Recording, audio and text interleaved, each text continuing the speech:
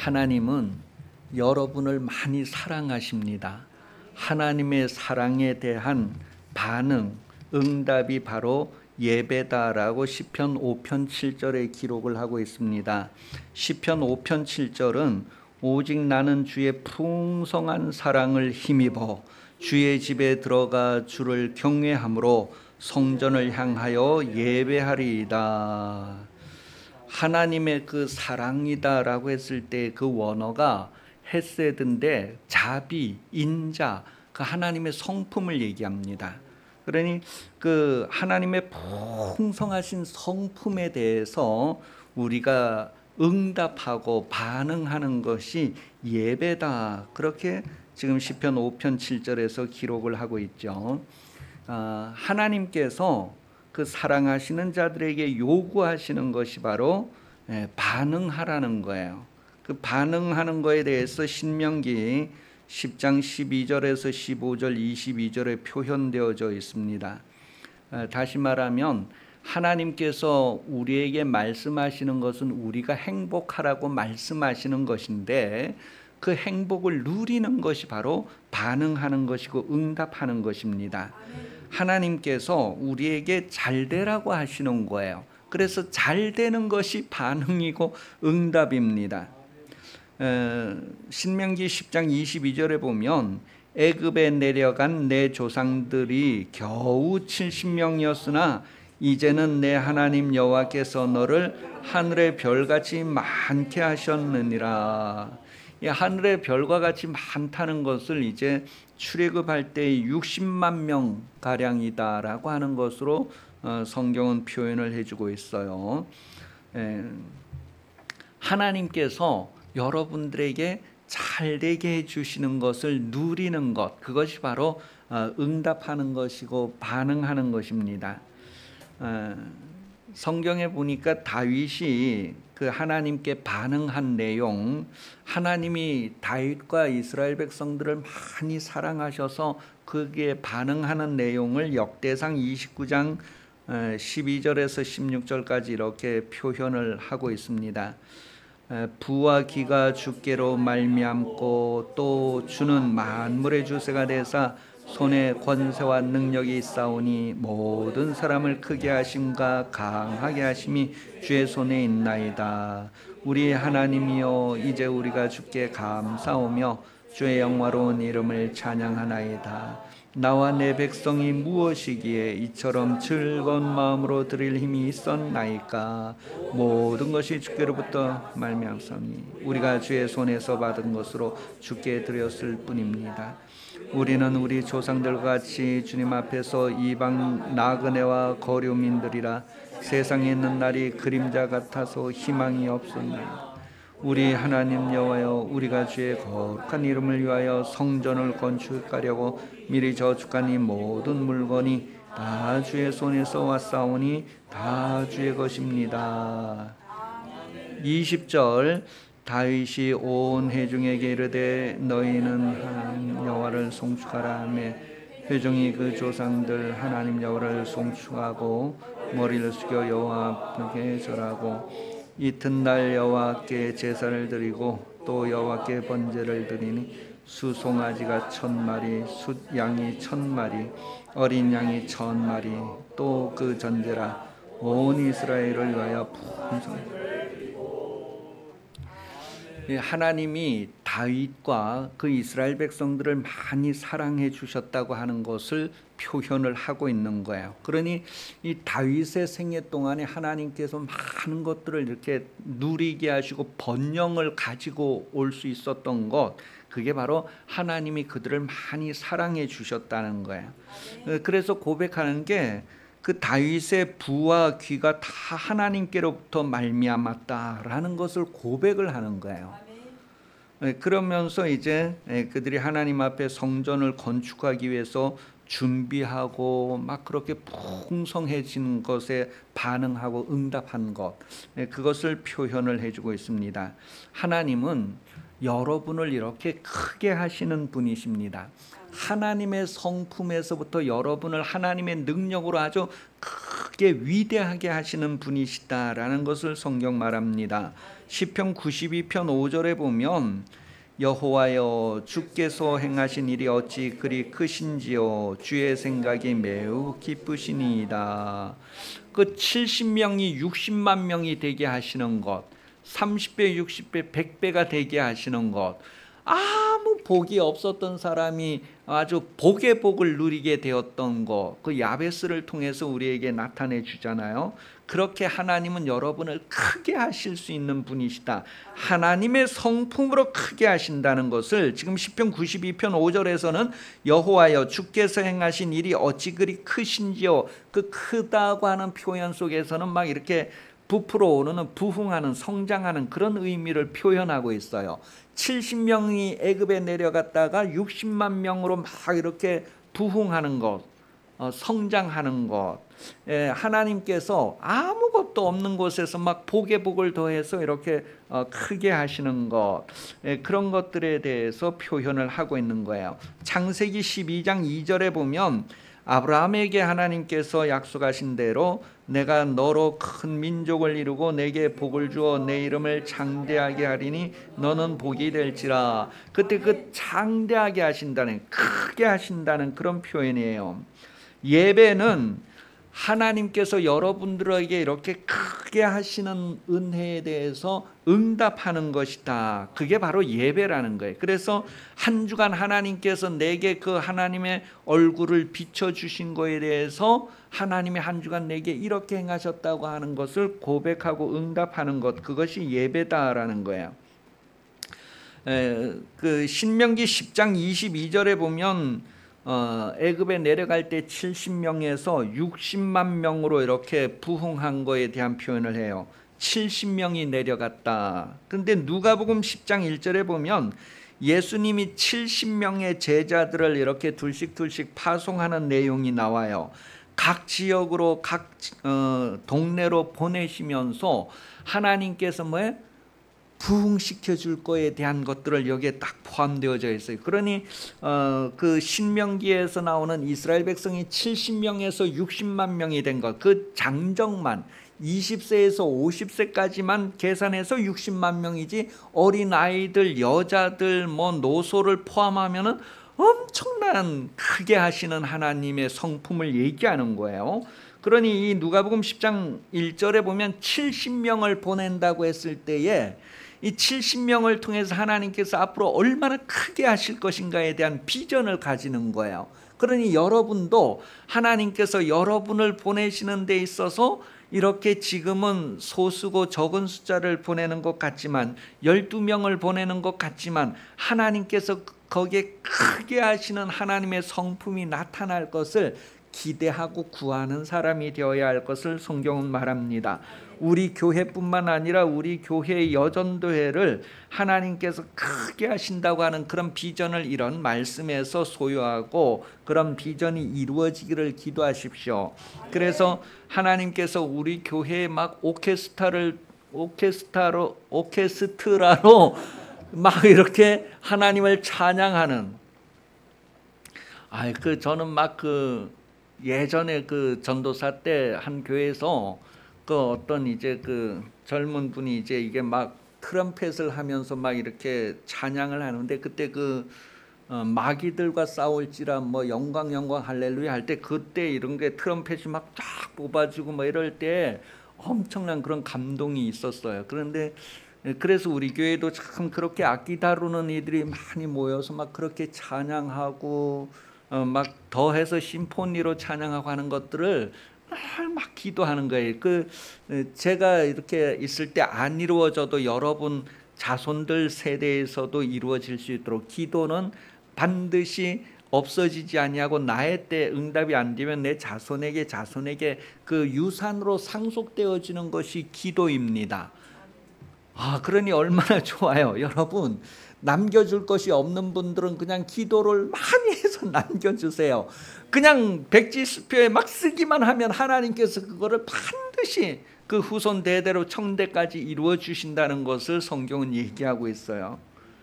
그러니 여러분, 하나님께서 여러분을 얼마나 크게 하실 것인가에 대한 놀라움을 성경은 우리에게 알려줍니다. 그렇게 하나님의 크심에 대한 반응, 응답이 바로 예배다라는 것을 성경은 우리에게 말해주고 있어요. 그러니 여러분, 우리 교회가 아주 여러 가지 재능을 동원해서 여러 가지 모양으로 하나님을 아주 크게 예배하는 그런 교회를 꿈꾸면서 그런 교회를 이루어 달라고 기도하는 삶을 사시기 바랍니다. 히브리서 1장 1절 2절을 보면 하나님이 예전에 선지자들을 통하여서 여러 부분과 여러 모양으로 말씀하셨다, 그렇게 표현을 했어요. 그러니 여러 부분과 여러 모양으로 그 말씀하신 하나님의 놀라움이 우리에게 이루어질 것을 구하는 것, 얼마나 엄청나고 놀랍습니까? 에베소서 4장 13절에 그리스도의 장성한 분량이 충만한 데까지 막 이렇게 부흥될 것, 크게 될 것에 대해서 표현을 해주고 있어요. 사무엘하 6장 5절에 보면 다윗이 하나님 앞에 그렇게 반응했다는 것은 하나님이 다윗에게 그렇게 주셨다는 것을 얘기합니다. 사무엘하 6장 5절, 다윗과 이스라엘 족속은 잣나무로 만든 여러 가지 악기와 수금과 양금과 제금으로 여호와 앞에 연주하더라. 그래서 정말 아주 이 하나님의 크심을 기도하고 이 크심을 누리는 그런 교회가 되시기를, 여전대가 되시기를 예수님 이름으로 축복합니다. 기도와 응답이 풍성한 교회, 아주 큰 교회, 그런 교회에 대한 기도가 있어야 할 것을 신명기 4장 7절에 보면 우리 하나님 여호와께서 우리가 그에게 기도할 때마다 우리를 가까이 하신과 같이 그 신이 가까이 함을 얻은 큰 나라가 어디 있느냐. 하나님을 가까이 하라, 그리하면 너희를 가까이 하리라. 야고보서 4장 8절 말씀이에요. 여러분이 어떻게 하나님을 가까이 할 수 있느냐 했을 때 기도는 하나님을 가까이 하는 방법이라는 거예요. 하나님은 기도하는 사람에게 가까이 해 주신다라는 것을 지금 신명기 4장 7절과 야고보서 4장 8절에서 확인을 해주고 있어요. 우리가 하나님을 가까이 할 수 있는 것이 얼마나 복인가 하는 것을 시편 65편 4절을 통하여 확인하게 됩니다. 65편 4절, 주께서 택하시고 가까이 오게 하사 주의 뜰에 살게 하신 사람은 복이 있나이다. 우리가 주의 집 곧 주의 성전의 아름다움으로 만족하리이다. 하나님께서 여러분들을 얼마나 행복하게 해주실 것인가를 성경은 말하고 있어요. 하나님을 만나는 예배에는 간절함이 있어야 됩니다. 잠언 8장 17절에 나를 사랑하는 자들이 나의 사랑을 입으며 나를 간절히 찾는 자가 나를 만날 것이다. 여러분, 예배라고 하는 것은 하나님과 우리의 만남인데 이것은 사랑하는 사람과 사랑하시는 하나님과의 만남이라는, 사랑하는 사람이 둘이 만나는 것과 같은 그런 만남이라는 거예요. 이 만남은 간절함이 있어야 된다는 것을 말해요. 연애해 보신 분들은 오늘 약속이다 그럼 아침부터 준비하잖아요. 오후 2시에 약속을 했다 그래도 아침부터 일어나서 막 준비하는 것은 뭐예요? 사랑하는 사람과의 만남은 그렇게 되는 것처럼 이때의 예배는 간절함이 있어야 된다 할 때 그 간절함이라고 하는 의미 속에는요, 새벽부터 동틀 때부터 그런 의미가 포함되어져 있어요. 시편 46편의 5절, 하나님이 그 성중에 계심에 성이 흔들리지 아니할 것이라. 새벽에 하나님이 도우시리라. 하나님이 새벽에 도우시니까 새벽에 하나님을 깨워야 된다고 시편 108편 2절은 기록하고 있어요.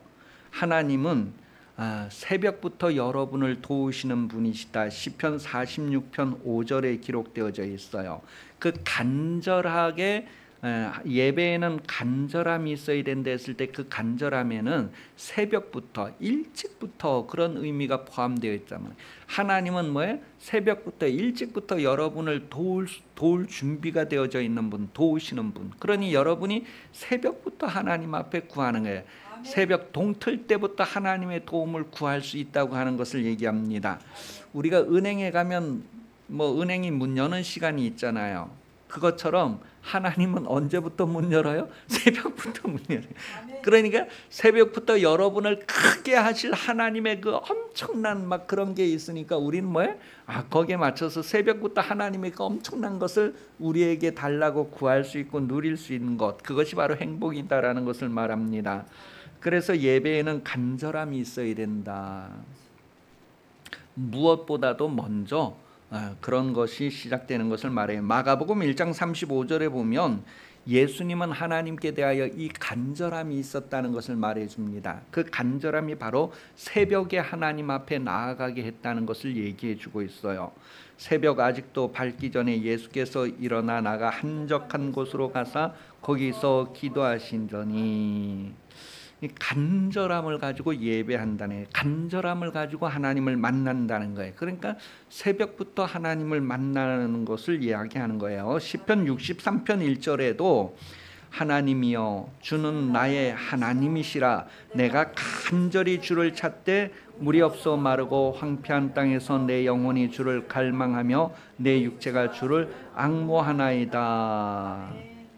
하나님은 새벽부터 말씀하시는 분이다라고 예레미야 7장 13절은 기록하고 있어요. 새벽부터 하나님의 음성을 듣고 하나님의 말씀을 듣는 것을 표현하고 있어요.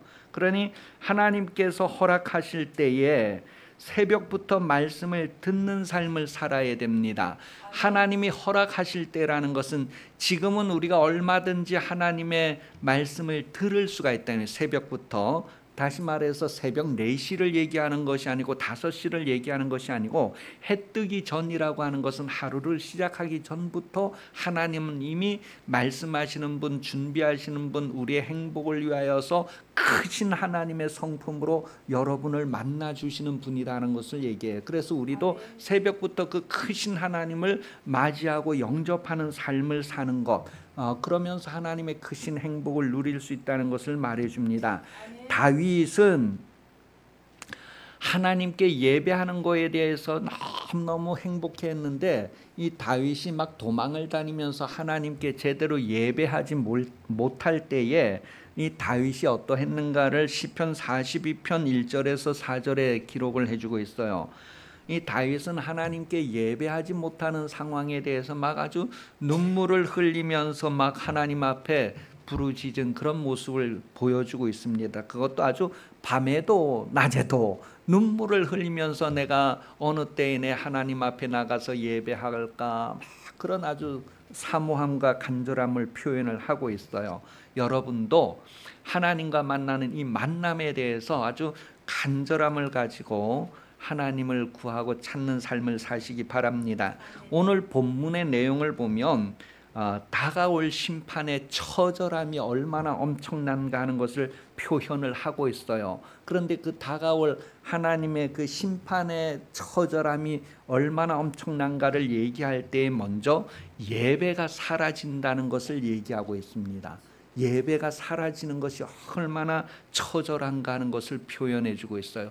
그 예배를 통하여서 크신 하나님의 행복을 행복할 수 있는데 그것이 사라진다고 하는 것, 실감이 안 나잖아요. 그래서 구체적으로 실감하라고 17절부터 20절까지는 아주 콕콕 찔러가면서 얘기를 해주고 있는 거예요. 그런데 그게 뭐 전체적으로는 막 이 경제적인 어려움, 소산의 어려움을 얘기해주고 있어요. 우리나라도 이제 그 경제적인 어려움이 막 지금 막 아주 임박했다고 막 이렇게 많은 사람들이 표현들을 하고 있어요. 근데 그 베네수엘라나 뭐 이렇게 저기 테헤란 있는 도시가 어디라 하죠? 이란을 다른 말로 뭐라 하죠? 아니 요즘 말로요.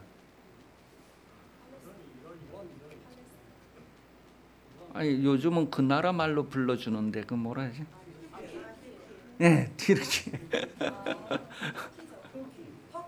터키네, 터키. 그런 나라들이 경제적으로 이렇게 막 엄청 막 어려움이 왔다는 것을 이제 이미 경험을 했는데 우리나라가 지금 그렇게 되어져 가고 있다고 이제 예측을 막 하고 있어요. 그렇게 되면 이제 사람들에게서 나타나는 현상들이 예배가 사라지는 현상이 나타나고 뭐를 해도 이렇게 심어도 소산을 땅이 내줘야 되는데 안 내주는 거예요. 직장에 가면 월급을 줘야 되는데 안 주는 거야. 안 주는 실제도 있겠지만 이게 돈을 이제 엄청 많이 줘야 되는 시대. 그러니까 은행에서 돈을 많이 찍어내고 월급을 줄 때 100만 원을 주는 것을 1000만 원을 줘야지만 되는 것. 그리고 고구마 하나를 사고 계란을 하나 사는데 50만 원을 줘야 된다. 그런 것들의 세상을 얘기하는 거예요. 그러니까 엄청 어려운 시대가 온다고 하는 것을 얘기해 주는데 이럴 때에 목사님들은 어떻게 해야 될까? 예수 믿는 사람은 어떻게 해야 될까를 오늘 성경이 얘기합니다. 13절 14절에 보면 이러할 때에 하나님을 섬긴다고 하는 사람들, 제사장들은 어떻게 해야 되는가? 그 제단의 수종들은 레위인들은 어떻게 해야 되는가? 그런 것들에 대한 표현을 13절 14절에 해주고 있어요. 한마디로 얘기해서 울으라는 거예요. 하나님 앞에 나와서 눈물을 흘리라는 거예요. 이 다윗도 어려움에 처했을 때 막 밤낮 주야로 눈물이 음식이 되었다, 막 눈물로 침대를 적셨다, 막 눈물이 마르지 않았다, 막 그런 표현들을 다윗은 엄청나게 하고 있는 거예요. 그것처럼 너와 너 자녀들을 위해서 울라고 하신 말씀들이 우리에게 이루어지는 때가 온다는 것을 기억하고 우리가 지금 마음대로 예배할 수 있고 지금 마음대로 하나님을 찾을 수 있을 때 이 행복을 정말 풍성하게 누리며 또 이제 어려운 때가 왔을 때는 눈물을 흘리면서 하나님을 찾고 그랬을 때 하나님께서 그 눈물을 씻어주시고 그 눈물을 닦아주시는 위로로서 또 우리를 품어주시는 것을 경험하게 된다는 것을 말해주고 있어요. 그러니 여러분 육신에 있는 동안에 우리는 하나님의 도움이 모든 순간에 필요한 존재입니다. 하루 종일 아주 한 달 내내 내 평생에 나는 하나님의 도움 없이는 살 수 없는 존재다. 그렇게 해서 시편 25편 5절에 보면 주의 진리로 나를 지도하시고 교훈하소서. 주는 내 구원의 하나님이시니 내가 종일 주를 기다리나이다. 시편 86편 3절에는 주여 내게 은혜 베푸소서. 내가 종일 주께 부르짖나이다. 여러분, 우리는 지금은 하나님을 마음껏 예배하면서 하나님의 행복을 마음껏 행복할 수 있고 또한 어려운 시대가 온다 했을 때 우리가 할 일이 무엇인가 했을 때 정말 하나님의 눈물을 나타낼 수 있는 그런 삶을 살 수 있어야 된다는 것을 성경은 말하고 있어요. 그러니 지금 하나님의 행복을 풍성하게 누리는 예배 성공과 또한 이 시대에 우리가 하나님을 섬기는 자들이 예배가 끊어진다고 했을 때에 그것을 어떻게 감당할 수 있을까? 다윗이 이미 예배하지 못하고 성전에 올라가지 못하는 그의 상황에서 그가 주야로 눈물을 흘리면서 하나님께 부르짖는 내용을 우리에게 알려줍니다. 여러분, 그 날이 오기 전까지 우리도 행복을 누릴 뿐만 아니라 예배의 소중함이 어떠한가, 예배를 통해서 나를 크게 하시는 하나님, 예수 그리스도의 장성한 분량까지 크게 하시는 그 하나님의 역사, 그 능력이 여러분에게 실제 현실이 되도록 구하는 삶을 사시기 바랍니다. 그리고 어려운 때에 그 어려움을 또한 감당할 수 있는 그런 능력과 도우심을 구하는 그런 여러분 되어서 많은 사람들이 여러분에게 깃드는 그런 정말 든든히 세워지고 큰 인물로 세워지는 그런 여러분 다 되시기를 예수님의 이름으로 축복합니다. 아멘. 기도하겠습니다. 하나님 아버지, 우리가 하나님을 알되 성령으로 알게 하시고 성령으로 사역하는 인생이 되게 하여 주시옵소서. 하나님 앞에 예배의 소중함을 새롭게 알게 하여 주시고 하나님의 크게 하심이 우리 영혼에 이루어지게 하시고 우리 일상생활에 이루어지게 하여 주옵소서. 다른 사람들도 감당할 수 있는 능력이 있는 성도들이 되게 하시고 교회가 되게 하여 주시옵소서. 다시 오시는 예수 그리스도 은혜 베풀어 주시며 하나님 아버지 무한하신 사랑하심과 성령의 능력으로 도우심이 여전도의 헌신 예배에 참석하여 머리 숙인 모두에게 영원히 함께 하시기를 간절히 축원하옵나이다. 아멘.